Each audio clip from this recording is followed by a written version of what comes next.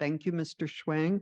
And now we're going to move to one of our favorite agenda items with our incredible Director of Enforcement, Ms. Hagee. Please take it away, item number 8. And then we'll break after enforcement and then come back.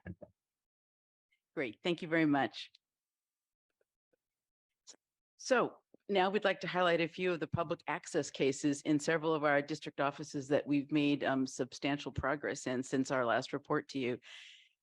As you know, during the summer, when the summer season rolls in and heat rises, many Californians flock to the coast for reprieve and use the public access rights guaranteed to them by the state constitution and secured by this agency.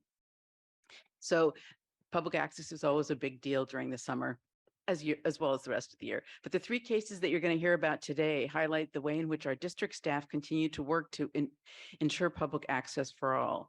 And each of these cases represent a long and complicated history and have presented numerous obstacles to get to where we are now. We'd like to bring you examples of district casework periodically because unlike the orders that come to you from headquarters enforcement staff that are formally agendized and brought to you for a vote, you and the public may not be aware of the large number of cases. In fact, the vast majority of our enforcement cases that are dealt with at the district level. I think of the duck analogy where you see the duck floating calmly on the surface, but don't see the great effort and paddling going on under the water. Often the issue of access, once resolved, appears simple, but each of these cases reflect a sustained effort by enforcement staff involving violations requiring legal and factual research, coordination with many parties, including the local government, as well as the complicated and contentious, sometimes contentious negotiation with the private parties. By resolving matters without the need for formal enforcement action, our district staff manage to address violations in a much faster and more efficient manner, and we leverage as best we can the maximum impact that our limited staff can have. Next slide, please. Oops. Slide, please, I guess I should have said. Great, thanks. And I'm excited because we have several of our relatively new enforcement staff to present these items to you today. And the first district case is out of our South Central Case District and will be represented here by Cameron Lee. Take it away, Cameron. Thank you. Next slide, please. Good morning, Commissioner Brownsie and staff, and commissioners. Sorry, commission staff is pleased to announce the resolution of a case involving the longstanding privatization of a public access way. The site is located, as you can see here, along Padaro Lane, which is just north of Santa Claus Beach, a heavily trafficked beach in Santa Barbara County. Next slide, please. To reach the beach along Padaro Lane, the public previously had to traverse around from the adjacent Santa Claus Beach around this revetment, which, as you can see from this photo, is only traversable at low tide without getting your feet wet, and which is located approximately half a mile down coast from the easement. Next slide, please. This accessway, like many in the coastal zone, has a long history. As can be seen here, the easement's designed to run down the driveway and then provides passage between 2 of the residences along a stretch of beach where otherwise the residences would entirely block public access. The short version of the history is that the easement was originally required by a permit for the creation of the subdivision and was again required by a permit for the construction of the house just to the left of the easement on this photo. The offer to dedicate the easement was finally made in 1987, and subsequently the Santa Barbara County Board of Supervisors accepted it in 1998. However, at that time, the owners of the property attempted to revoke the easement and challenge the acceptance. The county ultimately prevailed in the ensuing litigation, and the easement was secured for public access. However, the easement was unfortunately not opened at this time and remained closed for many years thereafter. Next slide, please. In early 2020, district enforcement staff learned that the accessway still remained closed. As you can see here, one of our district enforcement officers discovered that the accessway was blocked by a locked private gate, privatizing the public accessway for the benefit of the homeowners in the immediate area. Following district staff contact with Santa Barbara County staff, the county had the lock unlocked. However, the inoperable lock remained on the gate, creating the appearance that the area was still private, as even a member of the public who discovered that the door was unlocked by testing the handle would have no way of knowing that they were allowed to use the easement as it was dedicated for public use. And you can see here one of our enforcement staff members standing in front of what clearly appears to be a private gate. Next slide, please. Moreover, as you can see here, an unpermitted fence, most visible on the left, an unpermitted fence had been placed in front of the access way, obstructing the view thereof from the road. As you can see on the right, the fence conceals the access way from public view, so that even if there were no gate in place, members of the public would have great difficulty locating the access way. Locating the access way at the end of what appears to be a private driveway. The view to the right was actually taken from about the middle of the driveway, so it's even less obvious from the public street. Next slide, please. In addition, staff observed unpermitted encroachments into the right-of-way of the road, including large boulders, which you can see on the left, and smaller rocks, which you can see on the right, both of which blocked members of the public from parking on the shoulder near the access way. As parking along this section of Padaro Lane is already scarce, these encroachments further limited the number of visitors who were able to make use of the access way, reducing foot traffic and pass through for the benefit of the surrounding private properties. We look at parking or public transit as critical components of public access, especially in close proximity to access ways like this one. Next slide, please. As such, after reviewing our permitting records and coordinating with staff from the county's planning, public works, and parks departments, commission staff contacted the current owners of the properties surrounding the access way. After some dialogue with the homeowners, they eventually agreed to remove the identified unpermitted and permit violating development. As can be seen here, the gate has been removed from the easement, so the access way is no longer obstructed and can be used by the public. Next slide, please. Additionally, as can be seen on the right, the property owners have removed the unpermitted blocker fence which concealed the easement, improving visibility and helping members of the public to more easily find their way to the beach. Next slide, please.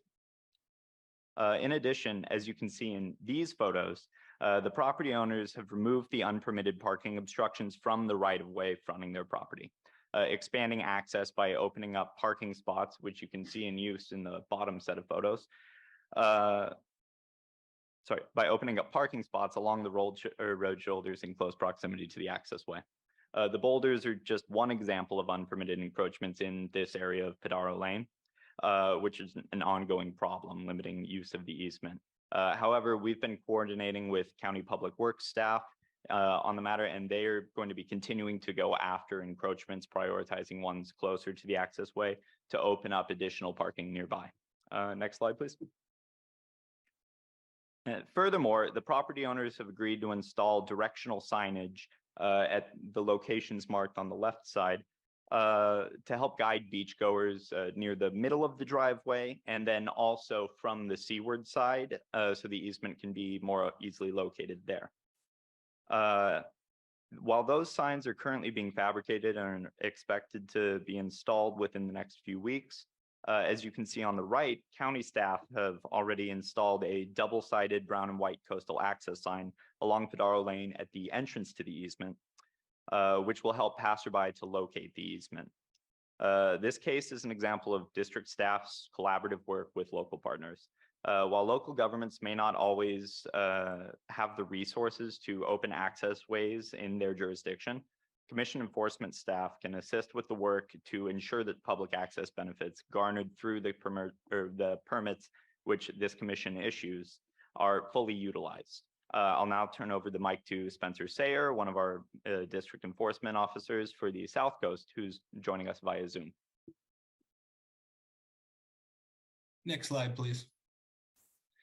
Good morning, Chair Brownsy and Commissioners. Commission staff is pleased to announce that substantial progress has been made on 2 cases related to unpermitted development that has obstructed public access to the coastline in 2 different areas for quite some time. Next slide, please.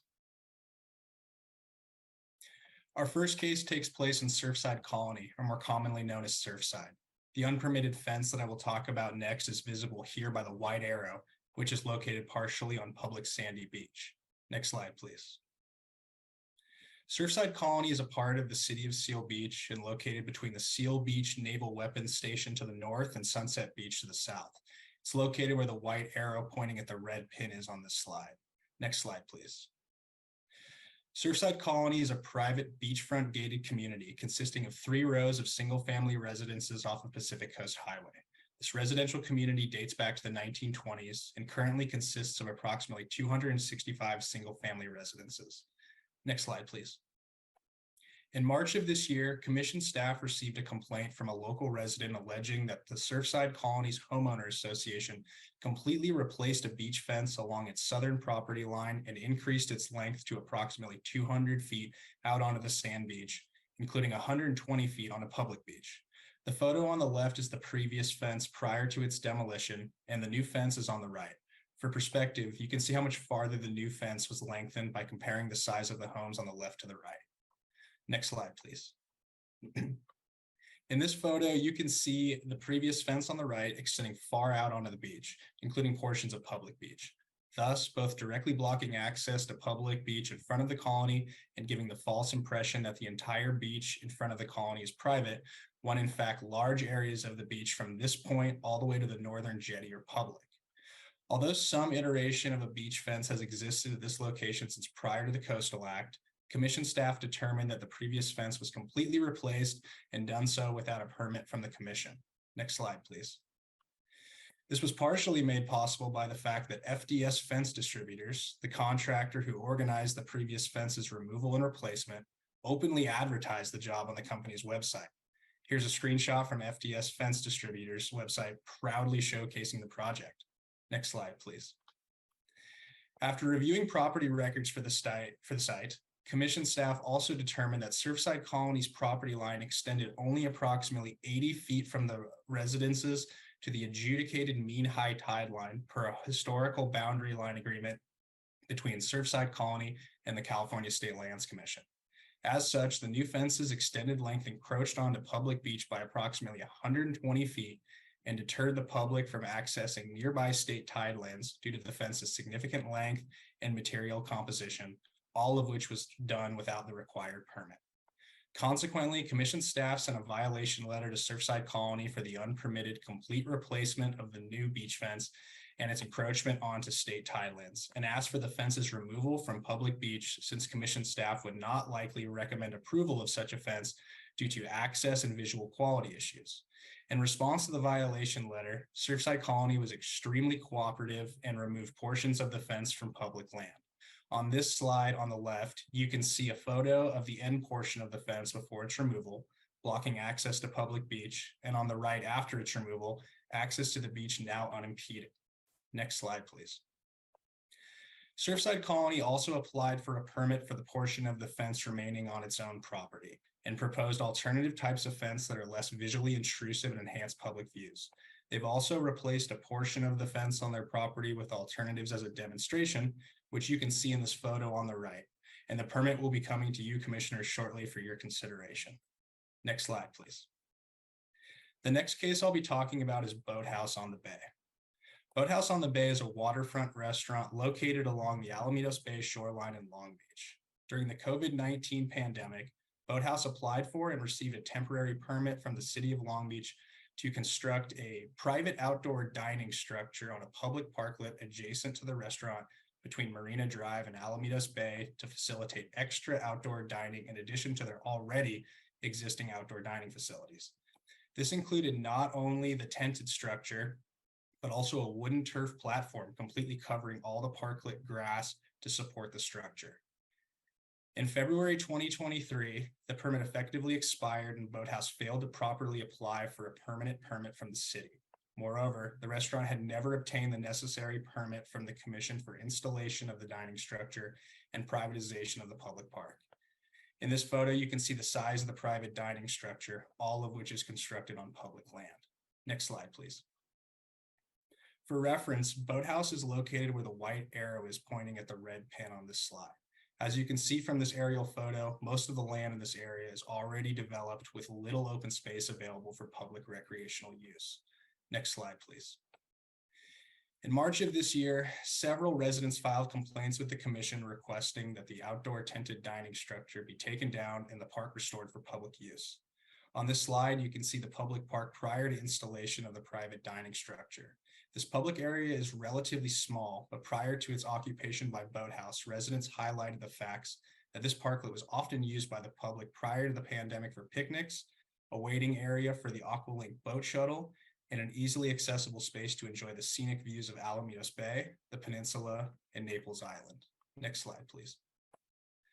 Although Boathouse's permit had expired and the commission had not approved the structure, the restaurant continued to use the outdoor dining structure for private parties and additional outdoor seating for restaurant customers as seen in this photo.